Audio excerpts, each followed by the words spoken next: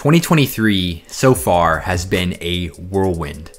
We've watched young challengers continue their ascent. We've seen new blood making a mark on the game while veterans have struggled and succeeded in turn.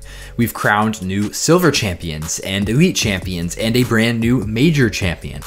Despite all of this, it does feel like there's been something missing. And that something is your 2022 Player of the Year, Ricky Wysocki. Whether or not you're a fan of the two-time world champion, his greatness and his impact on the game cannot be denied. My name is Mason, and welcome to The Wind Read. Today, I want to talk about the return of Ricky Wysocki. What are our expectations for an all-time great returning from injury, and what implications does Rick's return mean for the MPO field? Let's get into it. I could deep dive into Wysocki's storied career, but let's simply start from last year. In 2022, Rick won Texas States, he won the Dynamic Disc Open, he won Ledgestone and Green Mountain Championship, the latter two being some of the most important and prestigious elite events on the Pro Tour. And of course, his crowning achievement last year, a playoff win at the Tour Championship, the biggest purse in disc golf history.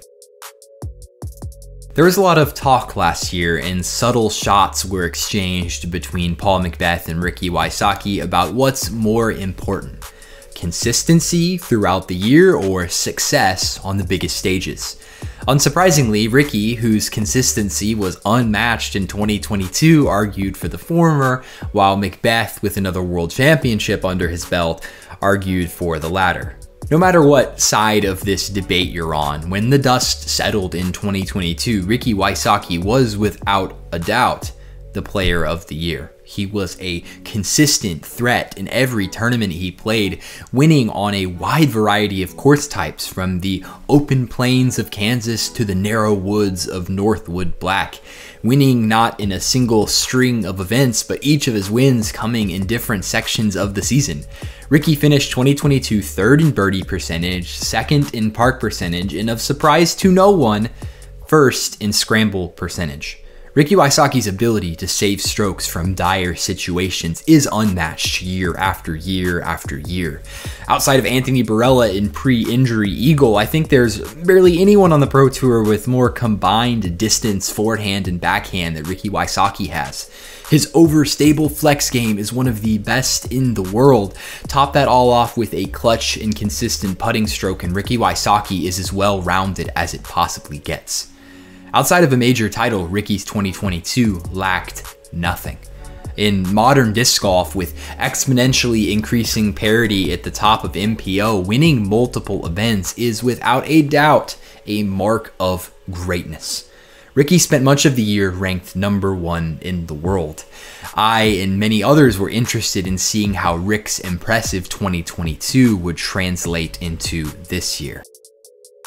That brings us to February 17th, 2023, where Ricky Wysocki, via an Instagram video, announced that he would be pulling out of the All-Star event scheduled to take place that weekend. This was due to a wrist flare-up, more than likely tied to Rick's history with Lyme disease. Most thought nothing of it. This has happened before. Just last year, Ricky missed out on most of the West Coast swing due to a similar flare-up with his knee, but it was for a much shorter period of time. He made his return at the Preserve, where he took no time getting back into form with a second place finish. But so far in 2023, Rick's missed 5 elite events and a major, and the disc golf world has continued on without him. Gannon Buhr has taken a massive step forward. Simon Lizotte picked up where he left off last season. Isaac Robinson has continued to climb the ranks.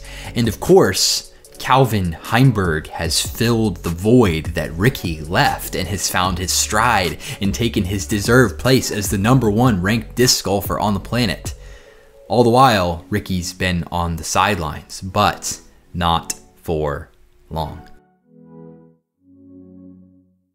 Ricky did play in the Music City Open and the Blue Ridge Championship at North Cove, but seemed unable to really find his inner rhythm despite good performances.